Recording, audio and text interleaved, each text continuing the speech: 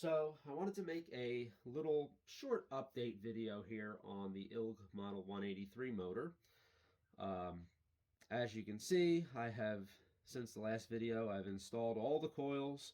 Everything has been laced down, and I decided to go a little bit extra on this and put some fish paper in between the start and the run winding. The original motors didn't have that, but I don't see why it would hurt anything. It can only help to have some extra insulation between the two separate windings. You could almost kind of think of them as two separate phases. So in a three-phase motor, there's usually some kind of a extra barrier between each phase, just extra added insulation. So um, we can see that for this, it's actually pretty convenient. I used wire that I just already had on hand. That's why you see the two different colors. But it works out because the two different colors indicate the two different windings. You have the start and the run. Start is this inner copper color, run is the outer red color winding. And for the start winding, it's one complete circuit. So we're talking leads 5 and 6 would go to this. If it's a 6-lead motor, if it's a 5-lead motor, lead number 6 actually internally gets bonded to lead number 1 on the main winding. So you don't see that connection. But for a 6-lead motor, you'll have 5 and 6. And that's one complete circuit. So the way these are connected is every other pole has the opposite polarity. So um, as you can see, the wires connecting into this pole, see how they're open? They don't cross each other. So that the winding is going in the direction that it's wound in. But on the next pole, all of these are wound exactly the same. They're not wound any different. It's how they're connected. So this one, this one, this one, they all, when I make them, they're all the same exact coil. But you can see here, these are open, but this pole, see how these wires crisscross over each other? That's because now I have reversed the polarity of this pole. And then to reverse it back again, we uncross for the next pole. And then for the next one, we cross them again, and it just does that all the way around the stator. It doesn't matter how many poles, whether it's a 2-pole, a 4, 6, 8, 10. It really doesn't matter. It's the same procedure for this. So that takes care of the start winding. Now for the run winding, as I explained in a previous video, on these ILGs, unless it's a 3-lead motor or 4-lead, where there's no option for multiple speeds or multiple voltages, those would have one continuous run winding. But most ILGs have a split run winding. There's two separate windings in here. So you'll have every other pole is connected in a circuit. So you have this one, and this one. That would be one circuit. And then this one, and this one are your other circuit. So the way they're set up, you have number 1 and 3 lead are connected.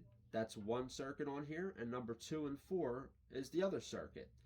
And each circuit, the poles are wound in the same direction with respect to each other on that particular circuit. So all the poles on circuit 1 and 3 are all connected so that they are in the same polarity of each other. And then on 2 and 4, it's the same thing. They're all connected with the same polarity with each other. You just have to make sure that when you connect these, and hence when you label these what they are, you have to make sure that you don't connect the two separate windings so that all 6 poles are in the same polarity. You want 3 to be one polarity and the other 3 to be the opposite polarity.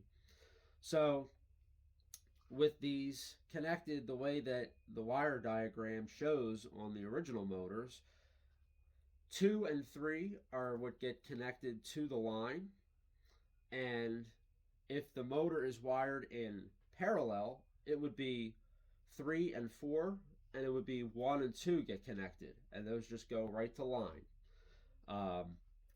But if you're doing the motor in a series connection, you have 2 and 3 get connected to the line, and you have number 1 and number 4 actually get connected together, and that makes your series. That bridges the two windings together.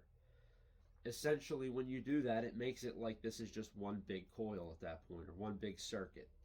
So um, that's really all there is to these motors. There's not too much. They're actually pretty straightforward and pretty simple. But getting everything done nice and tight, getting everything locked down, and I'll come back and make another video once I've done these connections. Um, you'll get to see kind of how I've laid them out. You want everything to be bound down really tight, and you want it to be in a nice, even format around here so that nothing is really chunky or bulky sticking up. You want everything to be laid down pretty flat. And obviously, you don't want anything to be laying too close to the inside where it's going to interfere with inserting or removing the rotor. And you also don't want to have anything too far sticking out where when you put the end bells on, something will be hitting. So just little things to keep in mind when you're doing these. But um, but yeah, so I'm going to go through and I'm going to make the connections and I'll come back after I have everything connected and the leads attached. All right, so I've returned now. Um, I have everything completely assembled and set the way it will be for this winding. Everything's been laced up nice and tight. All the connections have been made. The new lead wires have been attached. I decided to go with 6 leads. That was originally what this motor did have coming out of it, but with these ILGs, you often see them with 5 leads. Really, the only difference is the 5 lead motors are non-reversible. 6 leads, if you change the polarity of the start winding, you can reverse the direction of the motor.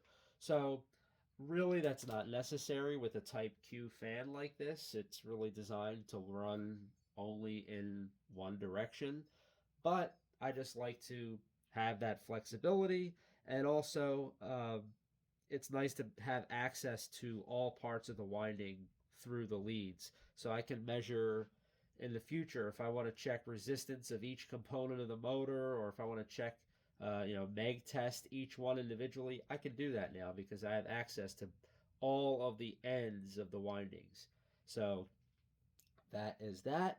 Um, you can see here I've really laced this down nice and tight. I like to make these strong around where the leads come out so that you could practically lift up the motor by the leads and they won't just rip out. Obviously, I would not recommend doing that, but the idea is you just want them to be really, really solidly attached.